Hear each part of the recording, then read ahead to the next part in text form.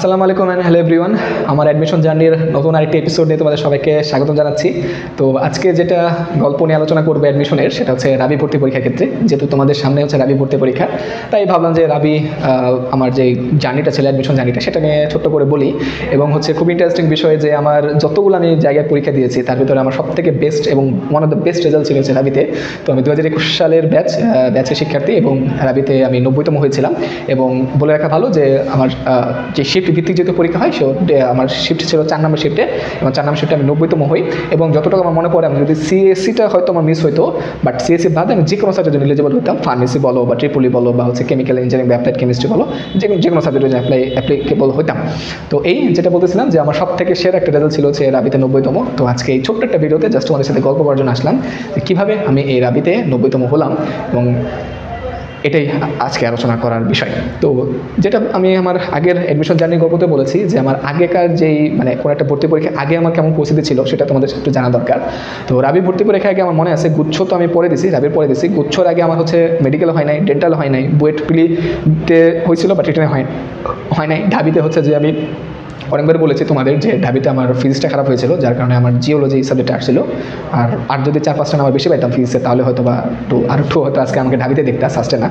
তো যাই হোক, তারপরে হচ্ছে ঢাবিতে তো সাবজেক্ট ভালো আসলো না। জাহাঙ্গীরনগরে ফিজিক্স আসলো ইউনিটে আমার আর খেয়াল নাই, 800 সামথিং পজিশন আসছিল, ওটার খেয়াল নাই। তো এই তো মোটামুটি এইগুলো পরীক্ষা দেওয়া শেষ। এরপরে হচ্ছে যে কৃষি ভর্তি পরীক্ষা আরও পড়া হয়েছে। তো আমার যে সব থেকে 3টা বেস্ট পরীক্ষা, সেটা রাবি, তারপর গুচ্ছ, তারপর হচ্ছে কৃষি গুচ্ছ। তো এই 3টা আর কি এক সিরিয়ালে ছিল। তো ওইটাই আর কি যে আমি আগের ভর্তি পরীক্ষা থেকে কিন্তু শিক্ষা নিয়ে তারপর রাবি ভর্তি পরীক্ষাতে আসি। তো রাবিতে আমার টার্গেট ছিল যে ভাই, আমি হচ্ছে ঢাবিতে ভুল করছি যেটা ফিজিক্স আগে দাগায়, আমি এখানে কোনোভাবেই আমি এই ভুলটা করবো না। আমি কেমিস্ট্রি আর বায়োলজি যত কঠিন হোক আমি দাগাবো। যদিও হচ্ছে রাবিতে হচ্ছে ওইভাবে আলাদা করে দেওয়া ছিল, আমার যতটুকু মনে পড়ে কোশ্চেনটা আলাদা ছিল।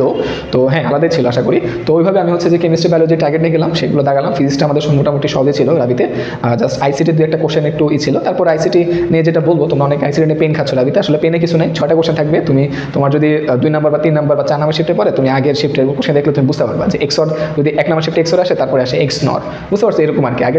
আগের শিফটে যেটা আসে তারপরে ওই শিফটে কোশ্চেন আসে। এটার জন্য নতুন করে কিছু পাওয়া দরকার নেই, কোশ্চেন ব্যাংকটাই ফলো করো। কোশ্চেন ব্যাংকে পিকোদের সাথে যে আইসিটি কোশ্চেন আছে সেগুলো পড়লে আনা, নতুন করে কিছু এই 5 মার্কের জন্য বা 4 মার্কের জন্য আসলে নতুন কিছু পড়ার কিছু নাই। তুমি এমনিই পারবা, 2-3টা এমনি তুমি পারবা আইসিটি পড়ে থাকলে। এটার জন্য কোশ্চেন ফলো করতে হবে। মোটামুটি আইসিটির বই, এই বই সেই বই, এগুলো পড়ে হ্যান করে সমস্যা করো না। তো আইসিটি গেল।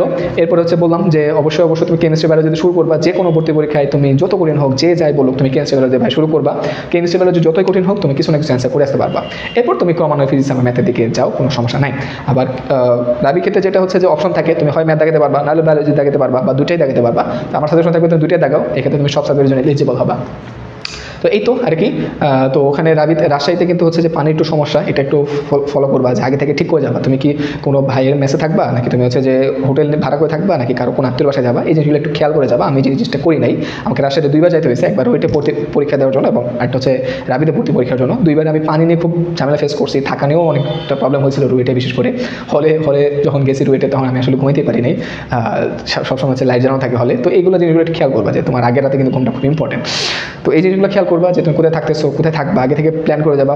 হোটেলে যদি থাকতে চাও সেক্ষেত্রে আগে থেকে বুক করে যাবা। মেয়েরা যারা আছো তারা হচ্ছে গার্জেনে তো অবশ্যই যাবা। ছেলেরা যদি বন্ধুরা মিলে যাও, অবশ্যই ভালো একটা থাকার জায়গায় এনশিওর করে। এক রাতে খুব বেশি টাকা আসলে যাবে না, যা অনেক টাকা তো খরচ করছো, তাই না? এই একটা দিনের জাস্ট হোটেল ভাড়ার জন্য কি করো না, কিপটামি করো না।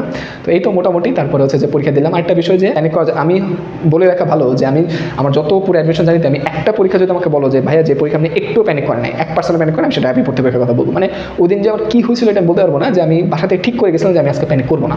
আল্লাহর রহমতে আল্লাহর সব কিছু ঠিকঠাক ছিল ওই দিন, মানে ব্যাটে বল কানেকশন হয়ে গেছে। ওই দিন আমি একটু প্যানিক করি নাই।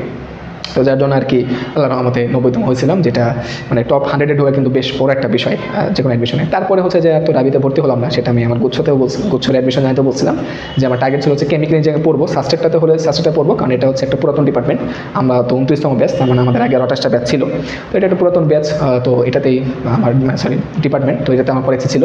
আর রাবিটটা হচ্ছে অ্যাপ্লাইড কেমিস্ট্রি, কেমিক্যাল ইঞ্জিনিয়ারিং। এখানে হচ্ছে আবার অ্যাপ্লাইড কেমিস্ট্রিটা দেওয়া আছে। তো তার জন্য আর কি আমি ওটাতে আবার হচ্ছে আইবি অ্যাক্রিগেট না, মানে নামের আগে ইঞ্জিনিয়ারিং বসানো যায় না। তো এরকম নানা বিষয় চিন্তা ভাবনা করে আর রাবিতে যাওয়া হয় নাই। আগে থেকে প্ল্যান ছিল যে আমি কেমিক্যাল ইঞ্জিনিয়ারিং পড়বো এবং যদি সাস্টে পড়বো, সাস্টে না হলে রাবিতে তো আমার আছে 90তম আছে। তো এই আর কি মোটামুটি এই জন্য রাবিতে যাওয়া হয় না। অনেকেই আমাকে জিজ্ঞেস করেছে ভাই আপনি 90তম হওয়ার পরও যান নাই। হ্যাঁ, অনেকে তো মনে মনে এটা ভাবতে পারে যে ভাই কি আসলে হয়েছিল কিনা। না ভাই, আসলে 90তম হয়েছি। আর যেটা বললাম যে কেমিক্যাল ইঞ্জিনিয়ারিংয়ের প্রতি মোহ বা ভালোবাসা বলো, যেটাই বলো, বা নামের আগে ইঞ্জিনিয়ারিং বসানোর একটা ট্যাগ, এটার জন্য আসলে সাস্টে আসা। তো এই হচ্ছে আমার ওভারঅল রাবির ভর্তি যুদ্ধের কাহিনী। তো আশা করি তোমার যে বিষয়গুলো আমি বললাম, আশা করি বুঝতে পারছো যে রাজশাহীতে থাকা খাওয়ার একটা সমস্যা হয়, এটা একটু ম্যানেজ করবা। নাম্বার 2 হচ্ছে এক্সাম হলের স্ট্র্যাটেজি, কোনোভাবে প্যানিক করবা না। কেমিস্ট্রি বেলা জায়গায় দাগাবা, ফিজিক্স পরে দাগাবা, আর আইসিডি নিয়ে কোনো কিছু চিন্তা কিছু নাই, 2-3টা তুমি এমনি পারবা। তো এই হচ্ছে ওভারঅল মোটামুটি আমার রাবির ভর্তি পরীক্ষার জার্নির গল্প। আশা করছি এই গল্প থেকে তুমি কিছুটা হলেও বিষয় যেটা আমি বুঝতে চাচ্ছি সেটা বুঝতে পারছো। তো দেখা হচ্ছে পরবর্তী কোনো একটা অ্যাডমিশন জানিতে। তো ততক্ষণ তোমরা ভালো থাকো, রাবি ভর্তি পরীক্ষা ভালোভাবে দাও। ইনশাল্লাহ কি হয় না হয় আমাকে জানাও কমেন্ট বক্সে। তো ধন্যবাদ সবাইকে।